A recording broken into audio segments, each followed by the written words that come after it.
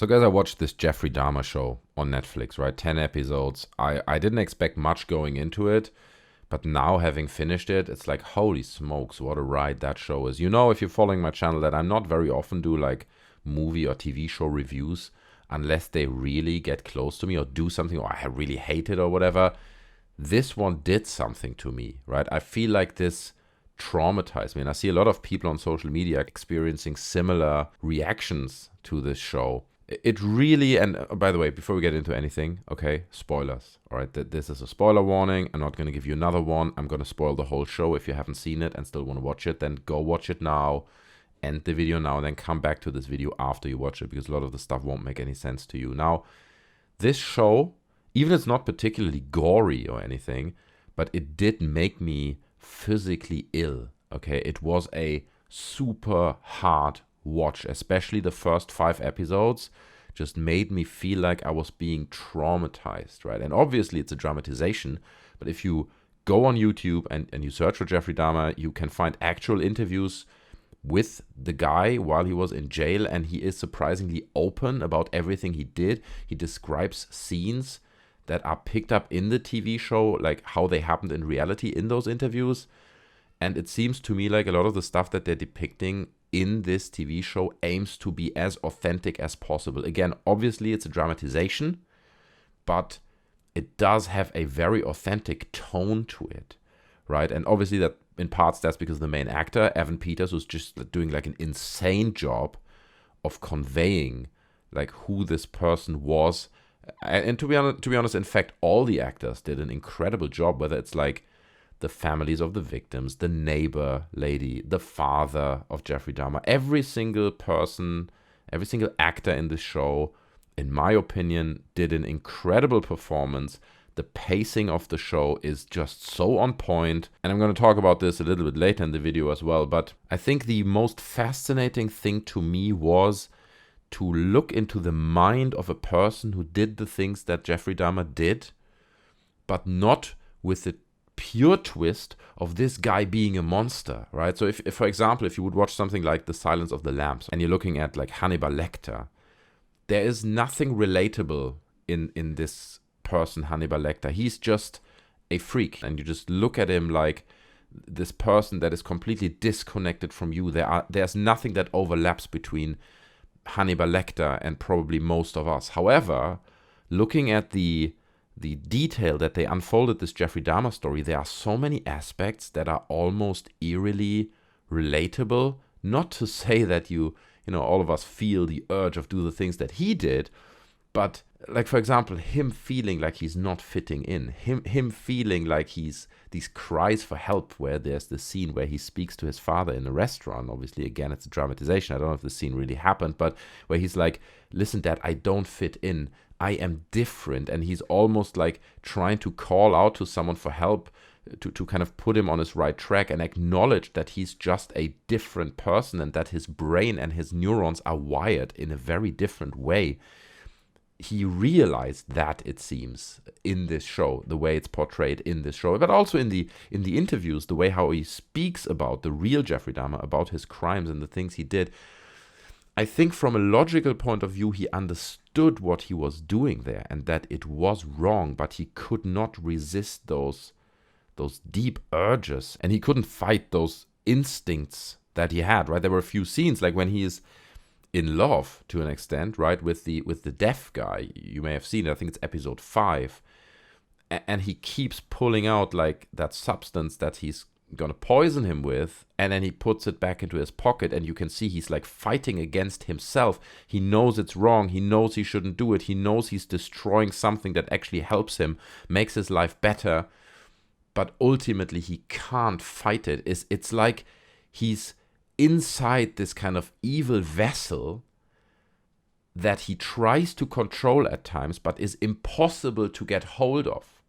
And I think we all can identify with that to an extent. You know, everyone has certain urges of maybe doing things that are not very healthy, I don't know, maybe smoking or eating unhealthy food or drinking too much or having like really toxic social behaviors that some of us may have, right? And we know to an extent it's wrong. We know we're doing this to ourselves, but we struggle so hard with the urges that are in all of us. I mean, obviously, the way it's portrayed in the show is very, very extreme.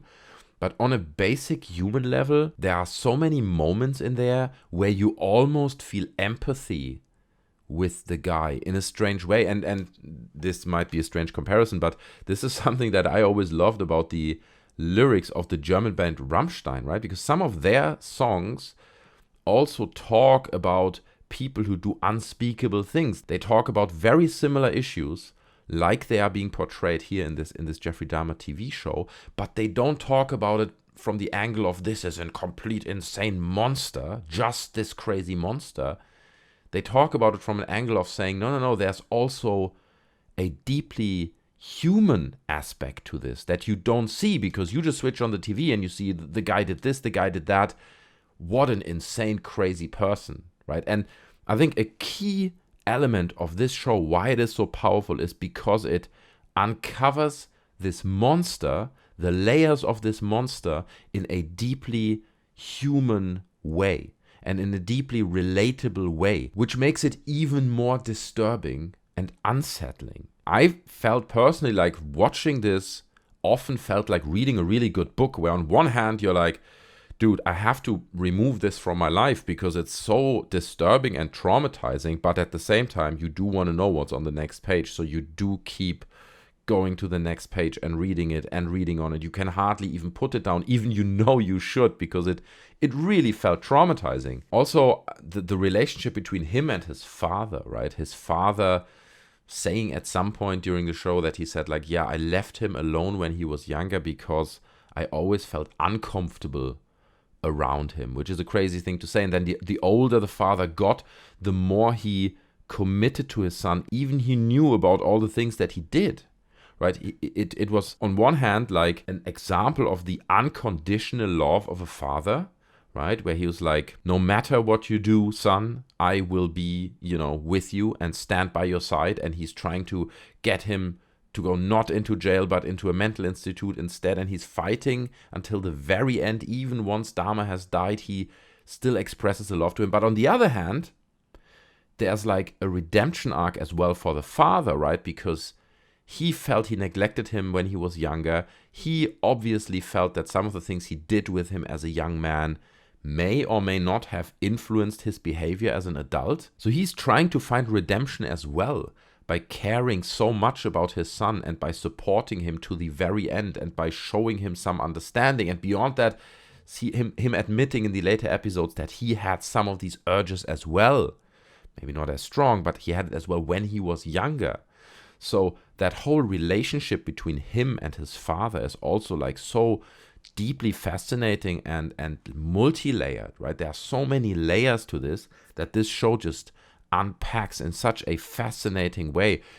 And then around that, just the whole world building they're doing, like the incapability of the police to act upon this. On one hand, because of pure racism, right? Because they just can't be bothered to go to the area where all the blacks live. And it's like, in a way, we don't really care. And you can see the two cops later on doing all these racist prank calls to this Asian father who lost his child, like absolutely disgusting behavior, which, by the way, is something that we still struggle with today, right? Like institutionalized and systematic racism in our systems, in our government structures, within the police are still a problem today. I mean, the continuous failure of the police in this particular case and the extreme failure, despite him literally doing the things he did to like an underage person, and he still kind of gets away with it.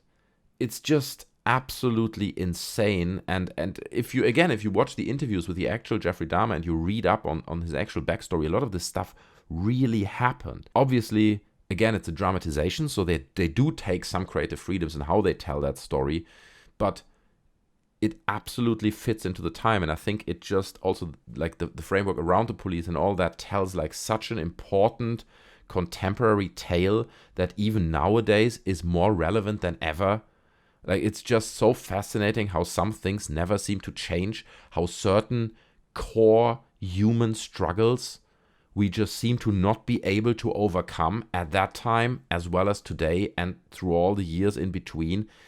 Sure, the framework changes, the times are changing, the technology and everything around it changes, but the core human struggles are still the same. And speaking about race, extremely fascinating as well, like it's kind of a side nudge in this show, but how clearly what Dahmer did was not inspired by race, right? Quite the opposite. He was a gay man who was into black guys, and he admired the beauty of black men and of Hispanic men, of men of all groups, right, of all ethnicities.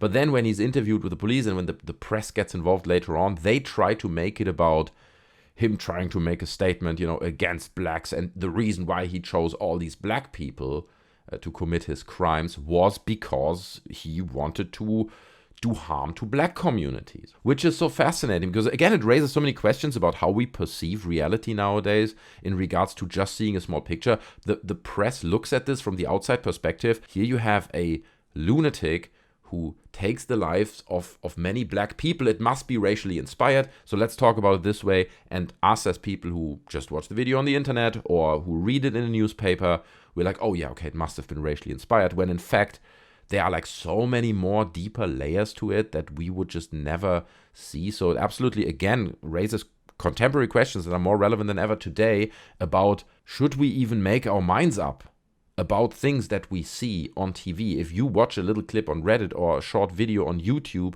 and you're like, oh yeah, look, the police did that, or those protesters did that, and clearly this paints a clear picture. It's like, no, it might paint that picture that you're interpreting into this, but there might also be 10 layers to it that you are just not aware of. So I think it's kind of a lesson to learn here for ourselves as well, to be aware that many things we just don't know.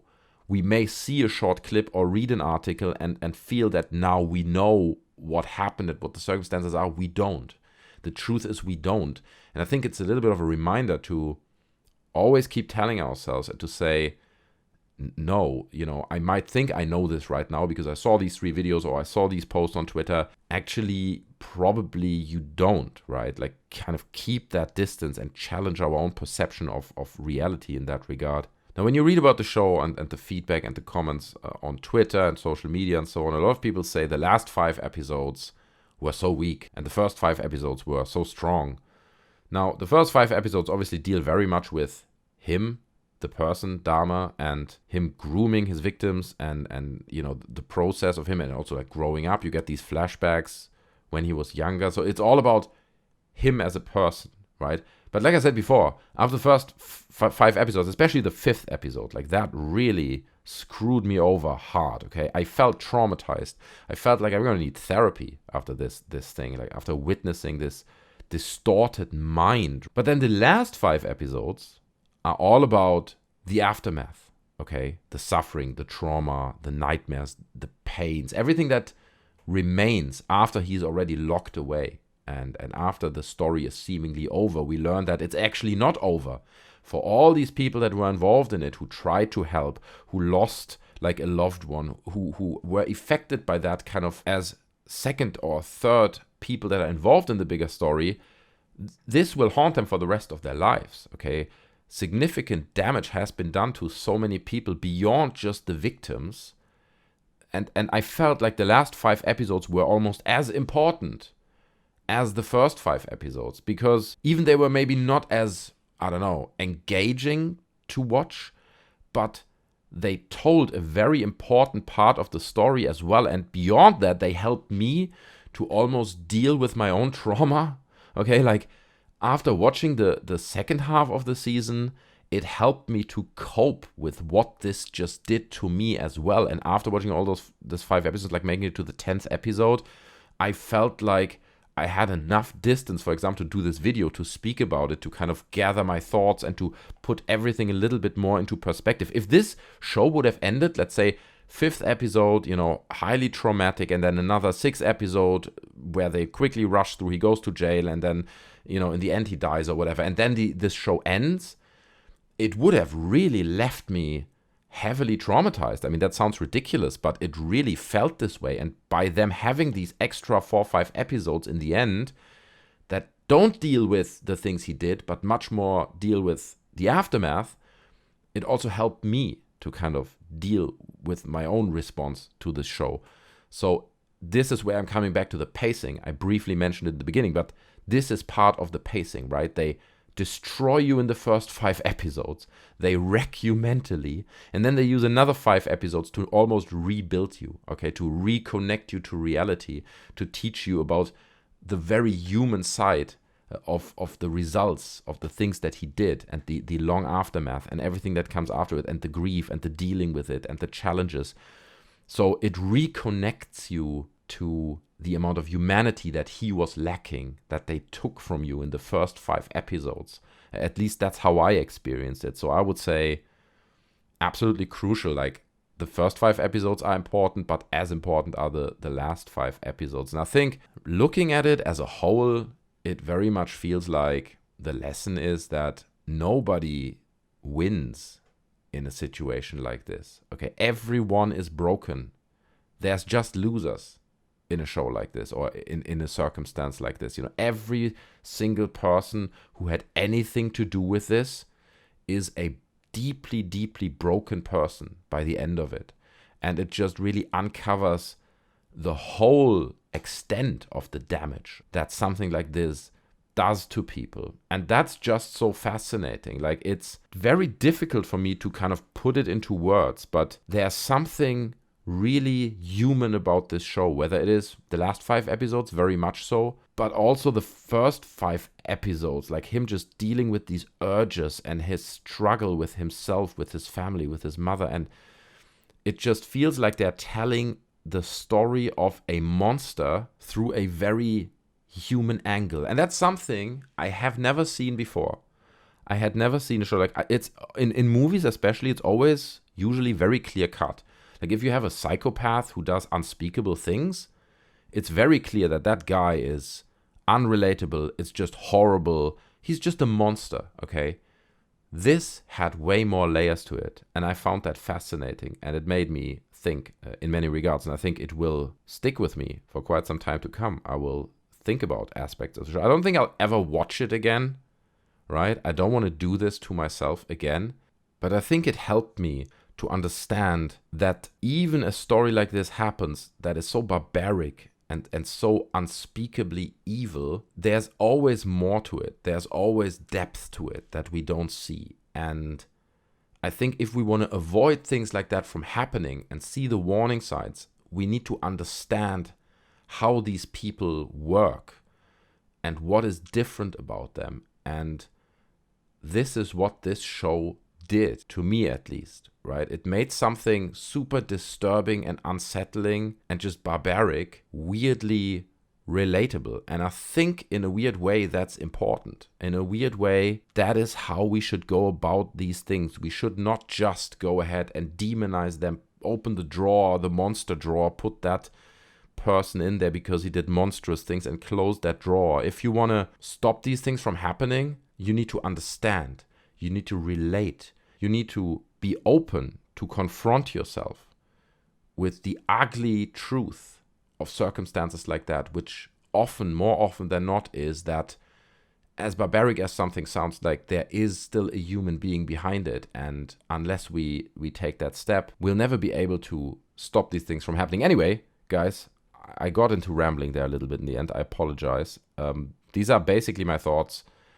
I took a few notes. I didn't even read them now, making this video. But I hope you enjoyed it anyway. I'd be very curious to hear your thoughts on this show. Do you feel the same way I did? Or do you have a completely different perception of it? Did you experience him as just the monster? Leave your thoughts down in the comment section below, because I'm just genuinely curious to hear if you relate to what I say, or if you have a completely different perception of watching this highly traumatizing show. Anyway, if you enjoyed the video, I would appreciate a like, and maybe consider subscribing, because I would love to see you in another video. Thanks so much for watching. Take care of yourselves, and I'm out. Bye.